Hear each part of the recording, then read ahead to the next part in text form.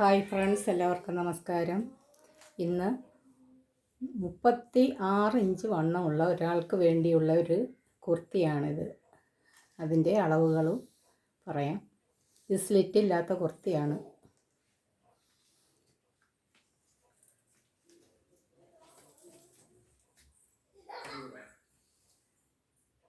ഇതിൻ്റെ വണ്ണം എന്ന് പറയുന്നത് 36 ഇഞ്ച് വണ്ണമുള്ള ആളിന് വേണ്ടി ഉള്ളതാണ്. ഇത് 19.5 ഇഞ്ച് ഒരു സൈഡ്, അതായത് 39 ഇഞ്ച് വണ്ണം.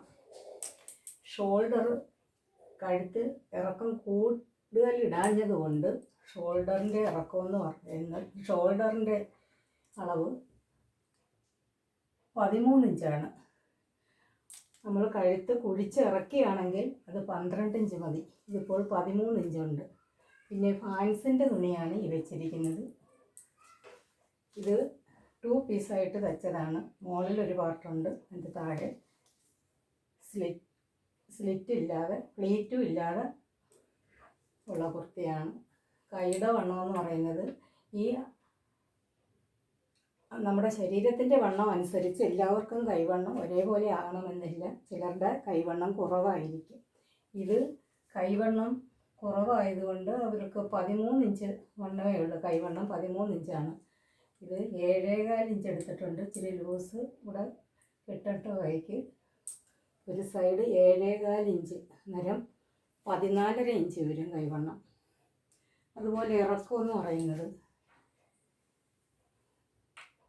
ഇറക്കം 44 ഇഞ്ചാണ്.